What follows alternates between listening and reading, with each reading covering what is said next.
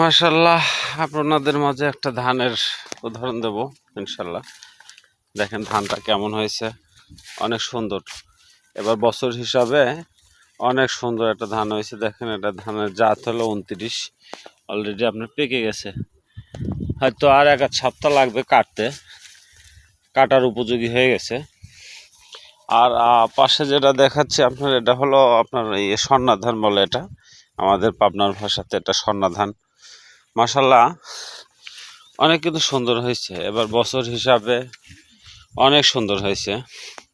আবার এই ধানটা যদি দেখাই, এই ধানটা অনেক কাঁচা এখনো, কিন্তু আপনার এটা পাকতে অনেক সময় লাগবে। এটা জাতটা হবে, এটাও হয়তো 29 হাইব্রিড ধানটা হবে।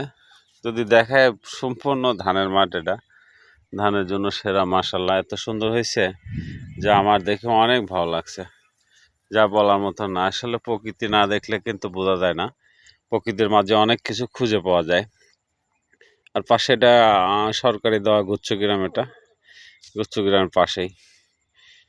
এদের এখানে অনেক বাড়িঘর আছে। হ্যাঁ, দেখ মাশাআল্লাহ, আমার অনেক ভালো লাগছে। তো সবাই আমার জন্য দোয়া করবেন, আমার পাশে থাকবেন, আমার চ্যানেলটা একটু সাবস্ক্রাইব করে রাখবেন যেন আমি আরও নতুন নতুন ভিডিও দিতে পারি। আর ভিডিও দিলে আপনি পেয়ে যাবেন ইনশাল্লাহ। আমার সাথে যুক্ত থাকলে একটু সাবস্ক্রাইব করে রাখবেন। তো সবাইকে ধন্যবাদ, ভালো থাকবেন, আসসালামু আলাইকুম।